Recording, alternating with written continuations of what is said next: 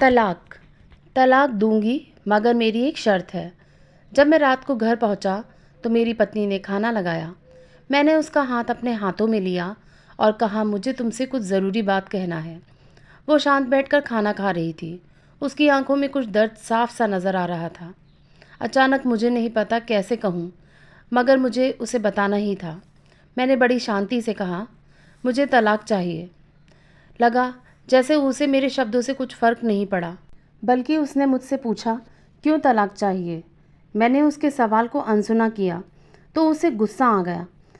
उसने चम्मच उठाकर फेंक दिया और ज़ोर से चिल्लाई, तुम इंसान नहीं हो। उस रात हमने एक दूसरे से बात नहीं की। वो रो रही थी। मुझे पता था कि वो जानना चाहती थी कि आखिर ऐसा क्या हुआ जो हमारा रिश्ता टूटने की कगार पर आ गया।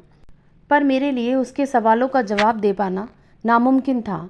मैं अब किसी और से, प्रिया नाम था उसका, प्यार करने लगा हूँ। अब मुझे उससे प्यार नहीं रहा। मैंने उसे उसके बरसों के प्यार की सज़ा दी थी। भरे मन से मैंने तलाक के पेपर तैयार किए। उसमें लिखा था कि वह पूरा घर, कार और कंपनी की 30% शेयर ले सकती है इस तलाक के बदले में। लेकिन उसने उन पेपर्स को देखा और उनके टुकड़े टुकड़े कर दिए। वो औरत जिसने मेरे साथ जीवन के 10 वर्ष बिताए थे, वो आज मेरे लिए अनजान हो चुकी थी। मुझे इन 10 सालों का जो उसने मेरे लिए बर्बाद किए, मगर मैं क्या करूं? जो हो चुका मैं उसे बदल नहीं सकता था, क्योंकि मैं किसी और से, अपनी पत्नी से भी ज़्यादा प्यार करने लगा था। आखिरकार उसके सब्र का बांध टूट गया और वो फूट फूट कर मेरे सामने रोने लगी। मेरे लिए उसका रोना एक तरह से उसकी रिहाई की तरह था। तलाक की ये बात जो कई दिनों से मुझे परेशान कर रही थी, अब बिल्कुल साफ़ हो चुकी थी। अगले दिन मैं काफ़ी लेट आया। मैंने देखा कि वो टेबल पर बैठकर कुछ लिख रही थी। मैंने शाम का खाना नहीं खाया था, लेकिन फिर भी मैं सीधे ऊपर जाकर अपने कमरे में सो गया, क्योंकि पूरा दिन प्रिया के साथ रहने और कई जगह घूमने के कारण मैं थक गया था। वो शायद रात को उसी टेबल पर लिखते लिखते सो गई थी। सुबह उसने तलाक लेने की शर्तें बताईं। वो मुझसे कुछ भी लेना नहीं चाहती थी, उसे सिर्फ तलाक से पहले 1 महीने का समय चाहिए था। उसने आग्रह किया कि इस 1 महीने में हम दोनों वही पुराना वाला जीवन जिएं, जितना संभव हो सके, क्योंकि आने वाले महीने में हमारे बेटे की परीक्षा है। वह नहीं चाहती थी कि हमारे टूटे रिश्ते का प्रभाव उसकी पढ़ाई पर पड़े। मुझे भी ये ठीक लगा, मगर वो कुछ और भी चाहती थी कि जैसे शादी के दिन मैं उसे उठाकर अपने शयन कक्ष तक ले गया था, उसी तरह हर रोज़ 1 महीने तक मैं उसे शयन कक्ष से उठाकर मुख्य द्वार तक ले जाऊं। मुझे लगा ये पागलपन है, मगर इन आखिरी दिनों को थोड़ा अच्छा बनाने के लिए मैंने उसकी ये शर्त स्वीकार कर ली। मैंने प्रिया को अपनी पत्नी की सभी शर्तें बताईं। वो हंसने लगी। उसे लगा मेरी पत्नी कितने भी तरीके अपना ले, तलाक होना तो तय है। मेरी पत्नी और मैं किसी से भी इस दौरान नहीं मिले थे, लेकिन उस दिन जब मैं उसे पहली बार उठाकर गेट तक ले गया तो हम दोनों काफ़ी अजीब महसूस कर रहे थे। पीछे से हमारा बेटा भी खिलखिलाकर खुश हो रहा था। अगले दिन ये थोड़ा और सामान्य और आसान हो गया।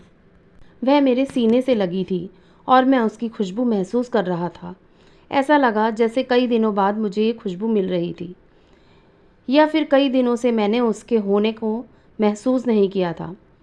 पहले जितनी उसमें वो कसाव नहीं था और चेहरे पर कुछ हल्की झुर्रियाँ नज़र आ रही थी और बाल भी सफ़ेद होने लगे थे।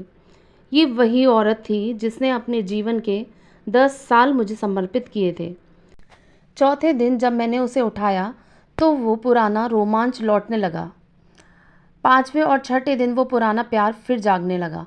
मैंने प्रिया को इस बारे में कुछ नहीं बताया था। अब उसे उठाना और आसान हो गया था। शायद हर रोज़ ये सब करने का मैं आदी हो गया था।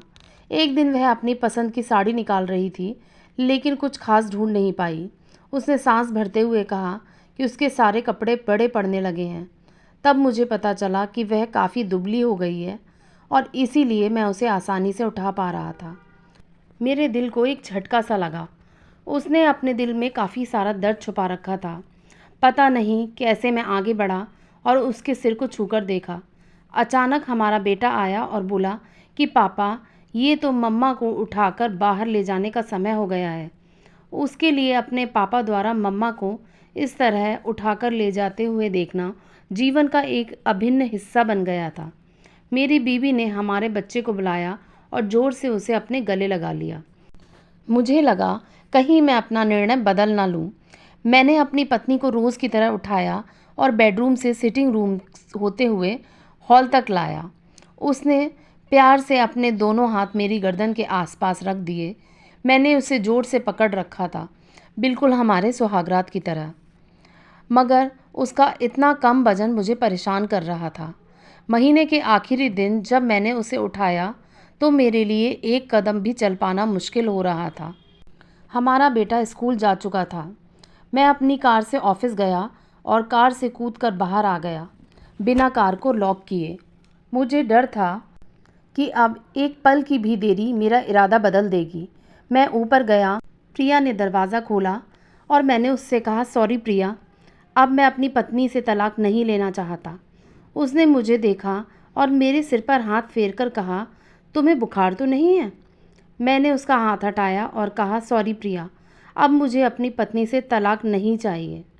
हमारी शादीशुदा ज़िंदगी शायद हम दोनों के ध्यान ना देने की वजह से बोरिंग हो गई थी, लेकिन इसका मतलब ये कतई नहीं कि हम दोनों एक दूसरे से प्यार नहीं करते। अब मुझे एहसास हुआ कि जिस दिन उसे शादी करके अपने घर लाया था, उस दिन से जीवन के आखिरी दिन तक मुझे उसका साथ निभाना है। प्रिया के होश उड़ गए। उसने मुझे एक ज़ोरदार चांटा जड़ दिया मेरे मुंह पर। वह रोने लगी और दरवाज़ा अंदर से बंद कर लिया। मैं सीढ़ियों से नीचे उतरा और आकर अपने कार में बैठ गया। आगे एक फूल वाले की दुकान पर रुका और अपनी प्यारी सी पत्नी के लिए एक सुंदर सा गुलदस्ता लिया। दुकानदार ने पूछा कि इस पर क्या लिखना है। मैंने मुस्कुराते हुए कहा कि मैं तुम्हें जीवन के आखिरी दिन तक यूं ही उठाता रहूँगा मेरी अर्धांगिनी। उस शाम जब मैं घर आया, हाथों में गुलदस्ता लिए, मेरे चेहरे पर एक मुस्कान थी। मैं ऊपर अपने कमरे की तरफ भाग कर गया, लेकिन तब तक वह मुझे छोड़कर इस दुनिया से जा चुकी थी, हमेशा के लिए। वो कई दिनों से कैंसर से लड़ रही थी, लेकिन मैं प्रिया के साथ इतना खोया हुआ था कि कभी ध्यान ही नहीं रहा। उसे पता था वह जल्दी ही मुझे छोड़कर जाने वाली है, इसलिए वह मुझे और मेरे बेटे के रिश्ते को टूटने से बचाना चाहती थी। मैं नीच उससे तलाक लेना चाहता था, लेकिन फिर भी उसने मुझे अपने बच्चे की नज़रों में एक प्यारा पति और पिता बना दिया था। जीवन की छोटी छोटी बातें रिश्तों में बहुत महत्व रखती हैं।